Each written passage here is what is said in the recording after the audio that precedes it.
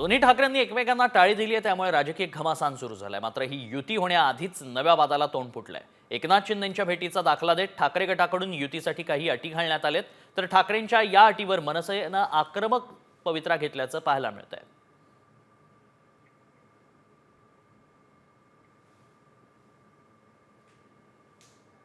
मतभेद झाले ते कोणत्या कारणामुळे?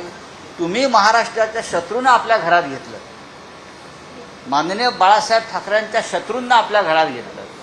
हा आमच्यासाठी कायम दुःखाचा आणि मतभेदाचा विषय राहिला। राज ठाकरे हे या क्षणी भारतीय जनता पक्ष किंवा एसएनसी यांच्याबरोबर आम्हाला दिसत आहेत आणि आमच्या दृष्टीनं ते महाराष्ट्राच्या हिताचं काम करत नाहीत। हे राज ठाकरे यांचा वापर करून या राज्यामध्ये मराठी माणसाला पडद्यामागून त्रास द्यायची कारस्थानं रचत आहेत।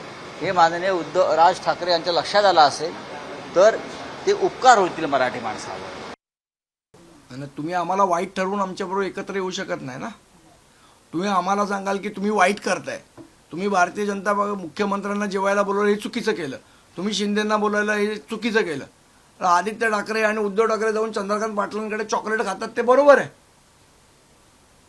म्हणजे तुम्ही आम्हाला एका ठिकाणी वाईट ठरवणार आणि वरती म्हणणार आम्ही भांडणं मिटवायला तयार आहोत, असं नाही होत ना। दोन्ही गोष्टी बोलल्या पाहिजेत। आणि आम्ही कोणाला जेवायला बोलवायचं काय नाही बोलवायचा हा आमचा विषय आहे। आणि आमच्याकडे जे येणार ते सगळे महाराष्ट्रद्रोही, आणि तुमच्याकडनं तुम्ही सोनिया गांधींना भेटलात, तुम्ही शरद पवार साहेबांना भेटलात, तुम्ही त्यांच्याबरोबर गेलात, हे सगळे महाराष्ट्रप्रेमी आहेत।